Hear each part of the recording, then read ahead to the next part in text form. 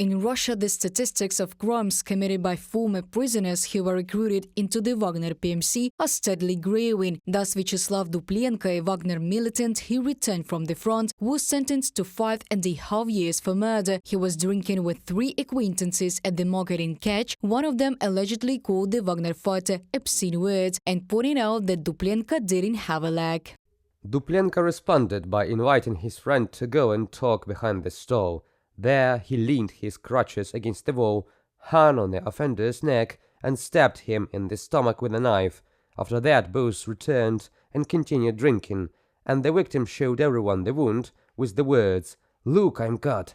After some time, the wounded man fell, but the others did not attach any importance to this. Then the company left, and the victim was taken to the hospital, where he died 3 days later, writes Telegram channel Verstka.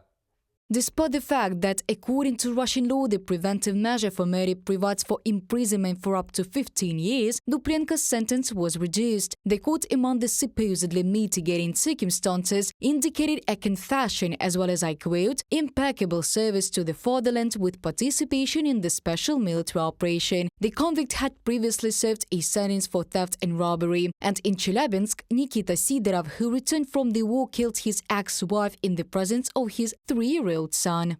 A woman called the police and reported that a former military man was threatening to kill her. The squad arrived in 35-40 minutes. The police knocked on the door and waited for it to be opened from the inside. When they broke into, the woman was dead. Neighbors claimed that Natalia was still alive at the moment when the police were at the door to the apartment, writes the Telegram channel TV Rain.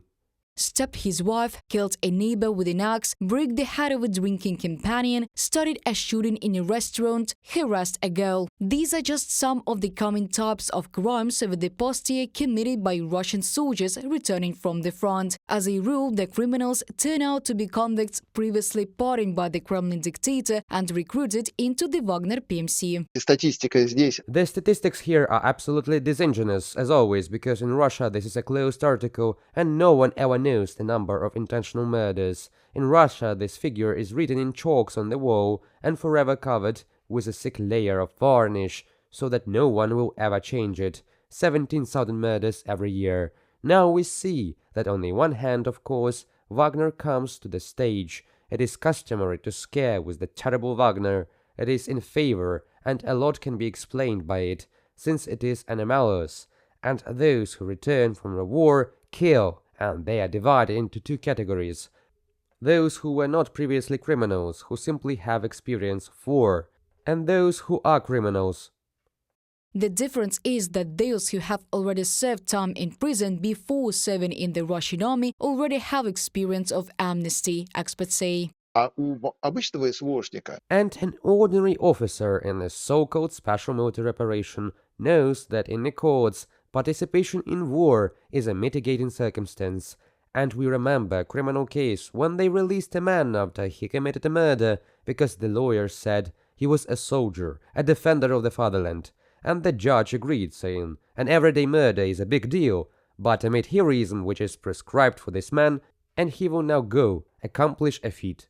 Therefore, both those other soldiers who returned to rest and kill someone and the Wagnerites accustomed to cutting people, they both know they will be pardoned. According to the calculations of journalists from We Can Explain, in just 3 months of 2024, 58 civilians in Russia have already been killed by Russian soldiers returning from the front. By the way, from the beginning of the full-scale war against Ukraine until December of 2023, the number of victims was 51 people. Reported by Diana Kolesnik, Yulia Granovska, UATV News.